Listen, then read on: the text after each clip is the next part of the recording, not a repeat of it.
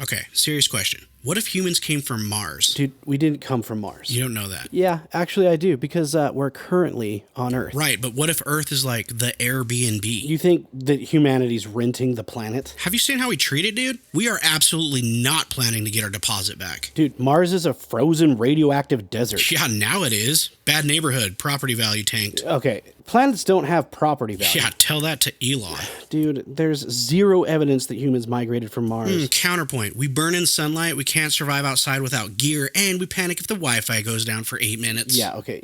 That last one, that's not evolutionary evidence, dude. Explain why cats land on their feet and humans land on lawsuits. Yeah, simple, dude. Cats are coordinated. Exactly, dude. Earth species equals prepared. Humans equal, ow, my back hurts, at age 27. 25 for me. What? Nothing. Forget about it, dude. That's posture, not planetary origin. Okay, also, we look up at space like we forgot something. Yeah, dude. we look up because the sky's above us, dude. That's how it works. You ever seen a squirrel staring at the stars, contemplating its existence? No, because squirrels are busy surviving. Boom. Thank you. Right there. My point exactly. Dude, you did not make a point. Fine. New theory. We're not from Mars. We're from Costco. Dude, Costco is on Earth. Have you seen the size of those rotisserie chickens? Explain that with science. I am begging you, please stop talking. Too late, dude. The podcast has already started. Oh my god, dude. Of course it has. Welcome to The Wit Show, where smart meets stupid and somehow makes sense. My name's Georgie, and I'm thinking out loud so you don't have to. Ladies and gentlemen, this is The Wit Show, from what I think seriously to you. WITS, The Wit Show. Cool story, bro.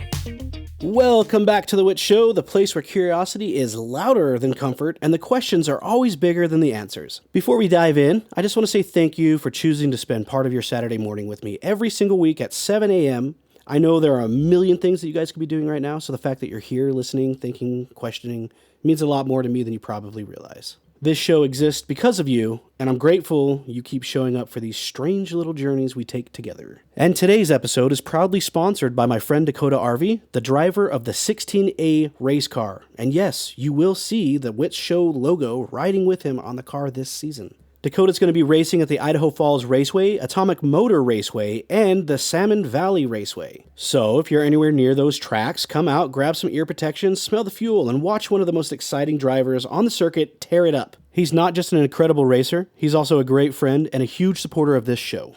Dakota, thank you for believing in what I'm doing here, what I'm building, and what we're all building together. Good luck this season, brother. We'll all be cheering for that 16A. All right.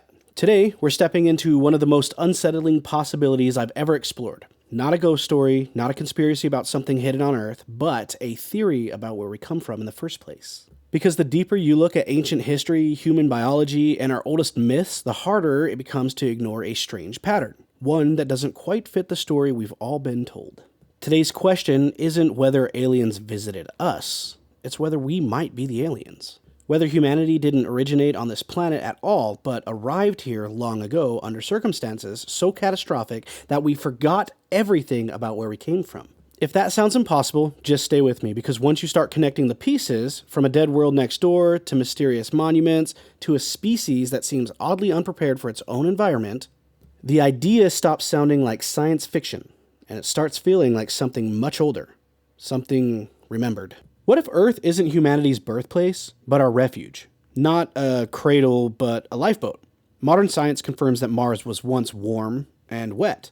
A planet with oceans, rivers, rainfall, and a thick atmosphere capable of supporting life. It even had a magnetic field to shield its surface from radiation. In many ways, ancient Mars looked more like Earth than the frozen desert we see today.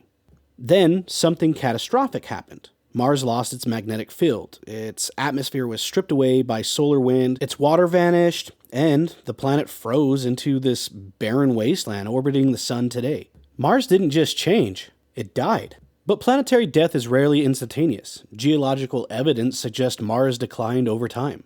A slow environmental collapse rather than a sudden extinction event. If intelligent life had existed there, it would have had a window to react, a window to adapt or escape. A civilization watching its world wither would face a choice: perish with the planet or attempt an unthinkable interplanetary evacuation. And just 34 million miles away, depending on orbital position, sat a blue world covered in water, wrapped in a protective atmosphere teeming with potential. Earth wouldn't have looked hostile, it would have looked like a salvation. If even a small fraction of the hypothetical civilization reached Earth, they would have arrived as survivors. Injured, resources limited, stripped of infrastructure, cut off from supply chains, and stranded on a planet both familiar and alien. Advanced knowledge alone wouldn't rebuild a technological society overnight. A physicist can't build a particle accelerator with stone tools. An engineer can't manufacture electronics without mines, factories, and power grids. Survival would come first. Shelter, food, protection, reproduction. Civilization would not restart at its peak. It would restart at zero.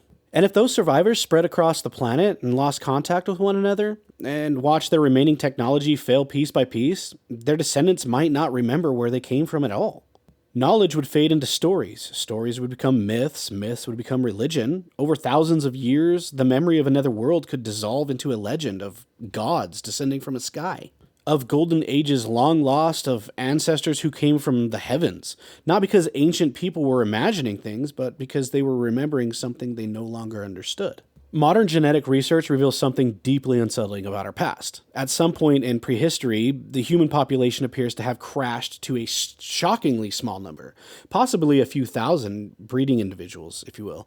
Not a thriving global species, not scattered tribes in the millions, but a tiny remnant clinging to survival. Scientists often attribute this to natural disaster like a supervolcano eruption or extreme climate shifts, but genetic data alone can't tell us why the bottleneck happened, only that it did. Humanity, at least once, came dangerously close to disappearing entirely. But what if those weren't the survivors of Earth, but the survivors on Earth? Imagine a refugee population arriving from a dying world, already reduced in numbers, already traumatized, already struggling to adapt. If only a handful of transport vessels made it, if many perished during the journey or shortly after arrival, the result would look exactly like what genetics observe: a species with very low early diversity that expands outward over time. Not a species emerging from primitive origins, but one rebuilding after catastrophic loss. Then comes the second anomaly. Humans did not remain clustered in one safe region. Within a relatively short window of prehistory, our species appears across nearly every habitable continent on the planet. From equatorial jungles to frozen tundra, from high mountains to remote islands separated by vast oceans. Australia shows human presence tens of thousands of years ago, long before any known advanced seafaring technology. Siberia was settled despite brutal conditions. Eventually, humans crossed into the Americas and spread it from Alaska to Patagonia. This was not a slow crawl outward from a single cradle. It was an explosion across the globe. Mainstream explanations focus on gradual migration, land bridges, and adaptation over millennia. But viewed through a different lens, it looks less like exploration and more like dispersal. A small population spreading out intentionally to reduce risk of extinction. Separate groups seeking resources, safe climate, and territory, eventually losing contact with one another as distance grew. Not pioneers discovering a new world, but survivors dividing it amongst themselves, ensuring that no single catastrophic event could wipe them out, at least not again. A civilization scattering, not a species awakening. Long before recorded history, before iron tools, before the wheel was whispered in many regions, ancient humans began constructing structures so massive and precise they still defy complex explanation today. Not simple shelters, not crude monuments, genetic works of engineering built from stones weighing dozens, sometimes hundreds of tons. The Great Pyramid of Giza is aligned to true north with astonishing accuracy. At Baalbek in Lebanon, single stone blocks weighing over 1,000 tons were quarried, transported, and positioned with unknown methods. In Bolivia, the ruins of Pumapunka featured stone cut with geometric precision that resembled machine work. Across the Pacific, entire cities like Nan Madol were assembled from massive basalt columns on a tiny island. These sites appear on multiple continents, separated by oceans, cultures, and millennia. What's most puzzling isn't just how these structures were built, it's how suddenly they appeared. In many regions, sophisticated stonework emerges with little evidence of gradual development. There's no clear practice phase of increasingly advanced attempts leading up to them. Instead, the archaeological record often shows a leap from relatively simple construction directly to monumental architecture, followed by a decline in later generations who could not replicate the same techniques. In Egypt, later pyramids were smaller and less precise than the earliest ones. In parts of South Africa, masonry qualities appear to decrease over time. It's as if the builders began with greater capability and then slowly lost it. Mainstream explanations credit organization ingenuity and massive labor force. And there's no doubt that ancient people were extraordinarily capable, but other interpretations is hard to ignore. These monuments may not represent the dawn of civilization, but the twilight of something older. If a displaced population retained fragments of advanced knowledge, mathematics, astronomy, surveying, large-scale planning, stuff like that, they could produce astonishing work even with limited tools. Over generations, as key knowledge holders died and techniques were forgotten, later descendants would attempt to imitate what they could no longer fully understand. The results would be exactly what we see: early masterpieces followed by diminishing copies. Stone also solves another problem: time. Metal corrodes, wood decays, electronics fail within decades, but stone can endure for tens of thousands of years. If survivors of a lost civilization wanted to leave something behind, a marker, a message, a legacy, stone would be the obvious medium. Not because they lacked the technology, but because they knew the technology wouldn't last. What we call ancient wonders may not be humanity's first great achievements at all, but the final echoes of a civilization that's trying to ensure it would not be forgotten. I mean, really think about that one and tell me I'm wrong. Tell me I'm wrong. Because what we're seeing now is exactly what you would see if something like this happened. It's textbook. If humanity arrived on Earth with advanced knowledge, the obvious question is unavoidable. Why don't we still have it? The assumption most people make is that progress only moves forward, from primitive to advanced, from stone tools to space flights. But history tells us very different stories.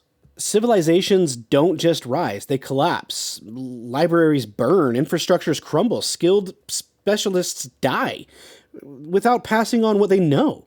Within a few generations, an entire body of knowledge can vanish.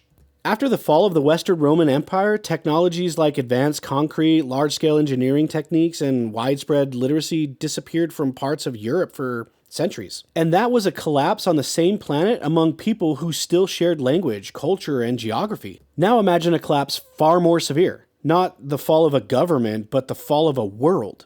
A refugee population arriving from Mars would not bring factories, power grids, or supply chains. They would bring only what they could carry, along with whatever skills and memories survived the journey. Many of the most essential experts, engineers, physicians, technicians, might not even survive long in an unfamiliar environment with different gravity, pathogens, and resources. Knowledge is fragile when separated from the system that supports it. Knowing how to build a computer is meaningless if you have no silicone industry, no precision manufacturing, no electricity, no rare earth supply chain. Civilization is not just an idea, it's infrastructure. I mean, think about it. Over time, even advanced knowledge would degrade.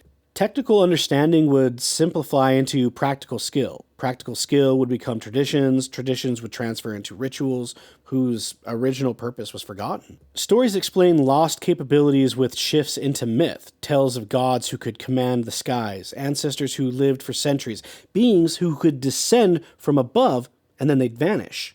Each generation would inherit fragments of the truth wrapped in symbolism. Eventually, the descendants of those survivors would no longer see themselves as refugees from another world. They would see themselves as people of the earth, with only faint echoes of a forgotten origin preserved in legend. This process could produce something like civilization amnesia, not the loss of intelligence, but the loss of context. Humans would still be capable of brilliance, creativity, and invention, but they would be rebuilding from near zero, rediscovering principles their ancestors once understood intuitively. What we call the rise of a civilization might not be the true beginning at all, but a slow recovery. Not humanity awakening, but humanity remembering. And the oldest myths of lost golden age, a time when knowledge was greater and life was longer, would not be fantasies. At least not of primitive minds. They would be distorted memories of like a time before the fall. Every environment on Earth shapes creatures that live within it. Arctic animals grow thick, insulating fur. Desert species develop water-conserving and heat tolerance. Ocean life even involves gills, fins, and pressure resistance. Natural selection equips organisms with built-in survival tools for conditions they face pretty much every day. But humans? Oh, yeah. Humans. We're strangely under-equipped for nearly every extreme environment on this planet. We have no fur for cold climates, no scales or thick hide for protection, no claws or fangs for defense, no natural camouflage, no exceptional speed, no specialized sensory advantage. Remove our technology, and we become one of the most physically vulnerable large mammals on Earth. Nowhere is this mismatch more obvious than under the sun. Earth's sunlight is intense. A continuous stream of ultraviolet radiation from a nearby star. Most land animals possess natural defenses, fur, feathers, thick skin, or behavioral patterns that minimize exposure. But humans, by contrast, burn. Prolonged sun exposure causes blistering and dehydration, eye damage, and increased cancer risk. To function in open environments, we rely on artificial solutions, clothing, hats, shelter, and eventually sunscreen. Our survival outdoor is not primarily biological. It is technological. We didn't evolve natural armor against the sun, we invented one. Mars, however, receives far less sunlight than Earth, less than half as much on average. A species that evolved there might develop under dimmer conditions, with reduced need for heavy UV protection, but increased vulnerability when exposed to a brighter star. Arriving on Earth would not feel like stepping into a comfortable habitat. It would feel like stepping into a spotlight that never turns off. Shoot, even gravity would compound the stress. Mars' surface gravity is only about 38% of Earth's, meaning long-term Martian inhabitants could experience muscle strain, bone stress, and fatigue in stronger gravitational fields. Earth would be survivable, but definitely taxing. Perhaps most telling is how humans cope. Everywhere we go, we build barriers between ourselves and the environment. Houses, clothing, tools, fire, climate control even. We don't simply inhabit ecosystems, we modify them to suit us. It's as if our bodies alone are insufficient for the conditions here. Not because we are weak, but because we are mismatched. Think about it. If humanity truly originated on Earth, we might expect to see biological solutions first and technological ones later. But instead, from the earliest archaeological evidence, humans appear dependent on external protection. We're not just tool users, we're tool dependent. I mean, think about it. From like the earliest dawn of time, we've invented things to make things easier for us. Across nearly every ancient culture on Earth, one theme appears again and again, though. Humanity did not begin in ignorance, but it lost the golden ages. Stories speak of time when knowledge was greater, lifespan was longer, and humans lived in a closer connection with powerful beings from the sky. Sumerian texts describe divine teachers who descended from the heavens. Then there's the Egyptian tradition, links their earliest rulers to celestial origins. Even Mesoamerican legends tell of culture bringers who arrived from above, bringing agriculture and architecture and science before departing with a promise to return. In distant and isolated traditions, the motif repeats sky ancestors or star people or gods who come down and lifted humanity from chaos. Modern interpretations usually treat these as symbolic myths, metaphors for natural forces or leadership.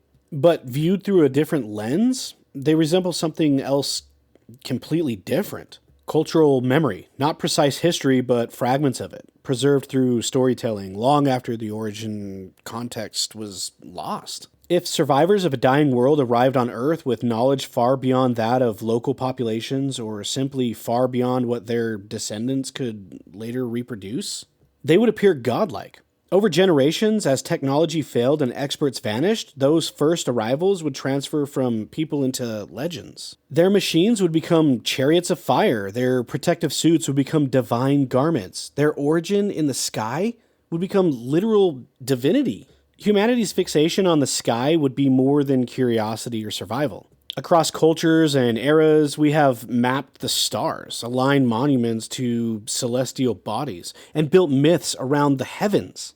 Not just observing space, but longing for it. Even today, long after survival depends on agriculture rather than astronomy. We pour vast resources into returning to space, as if something within us recognizes the skies not only as the unknown, but as a place of origin. When paired with clues like once habitable Mars, ancient population bottlenecks, lost knowledge, unexplained megastructures, biological fragility, and universal stories of skyborn ancestors, a haunting possibility emerges. Perhaps intelligence did not evolve here, but it arrived here. scattered survivors rebuilding after a planetary collapse. If that were true, then humanity's earliest monuments would not mark the birth of civilization, but its recovery. And our drive towards space would feel less like ambition and more like instinct, an attempt to return home. Yet time would have erased any clear evidence, leaving only fragments. Stone structures, strange biological traits, persistent myths, and the uneasy sense that we both belong on Earth and don't. Whether we began here or elsewhere, we remain the only known species that looks at the night sky and wonder if we belong among the stars. Perhaps not to conquer them, but because some quiet echo within us feels we have already been there. I know I've personally looked up and thought, hey man, if there's aliens out there, come down here and check me out, man. I want to know if you're real. But tell me what you think in the comments. Go to my comment section and tell me what your thoughts are, because I'm not a psychic, and I'm not going to know what you're thinking unless you tell me. And I'm obviously a huge advocate for what you tell me, because this is The Wit Show, where smart meets stupid and somehow makes sense. I'm Georgie, and I'm always thinking out loud so you don't have to. Ladies and gentlemen, this is The Wit Show from what I think seriously to you. WITS, The Wit Show. Cool story, bro.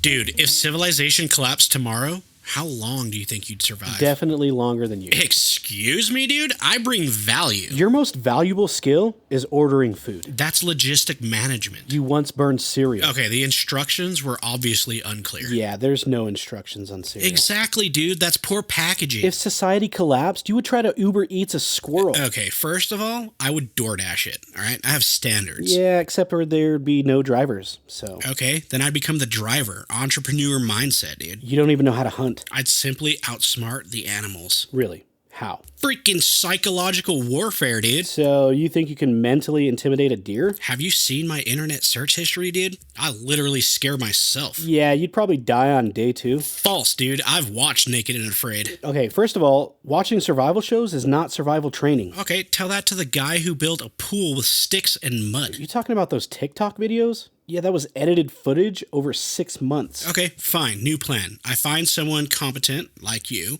and follow them around eating half the food. I would abandon you immediately. Wow, dude. Not very team-oriented, are Dude, we? you'd eat the emergency supplies on like day 1. They're called snacks, dude, not supplies. This is why humanity would not survive you. Oh, humanity would survive me. It just wouldn't have any chips left. Ugh, I'm surrounded by idiots. Not idiots, dude. Future ancestors. Yeah, that's deeply concerning.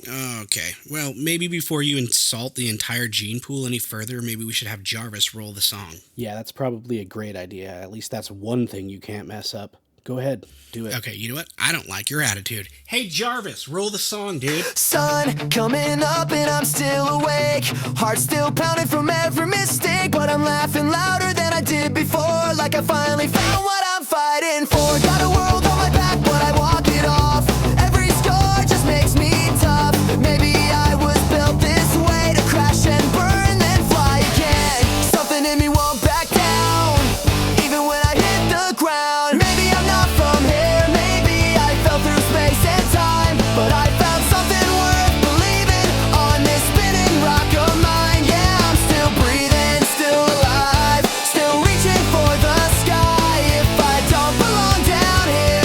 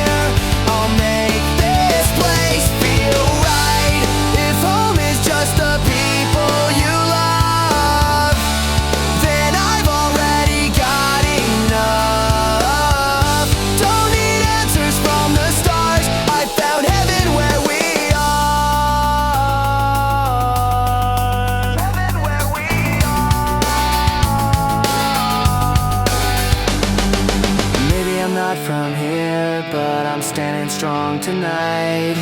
Maybe all the broken pieces turn into the light. Yeah, I'm still breathing, still alive, not giving up this fight. If I don't belong down here, I'll make this place feel right. Whoa, not from here, not from here, not from here.